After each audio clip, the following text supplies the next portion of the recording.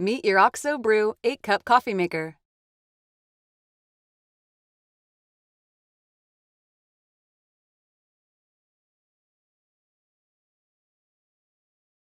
Here's how to start. Plug in your coffee maker. Run a water-only cycle the first time you use your coffee maker. Fill water tank to the max fill line. Push the power button. Then, push the 5 to 8 cups brew button to start.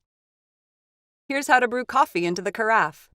Start by sliding the switch all the way to the right to select carafe. Snap the brew basket into place, ensuring the handle is down. Then, place a large paper coffee filter into the brew basket.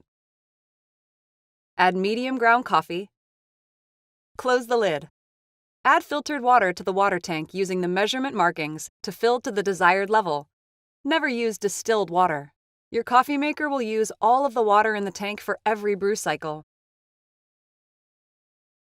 Make sure the empty carafe is in place with the carafe lid fully screwed on. To begin brewing, press the power button. Then, press the 2 to 4 cup or the 5 to 8 cup brew button. When brewing's complete, your coffee maker will chime, and the brew button light will turn off. The power light will remain on for 15 minutes after brewing is complete. Here's how to brew directly into your coffee cup. Slide the switch all the way to the left to select mug. Ensure that the brew basket is securely in place. Then place a large paper coffee filter into the basket and add medium ground coffee. Add filtered water to the water tank. Never fill above 4 cups or 20 fluid ounces in mug mode. Only use as much water as your cup or mug can hold. Place your coffee cup under the brew basket. Remove the well cover for taller cups.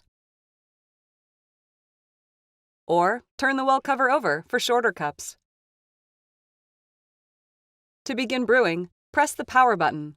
Then press the 2 to 4 cup brew button.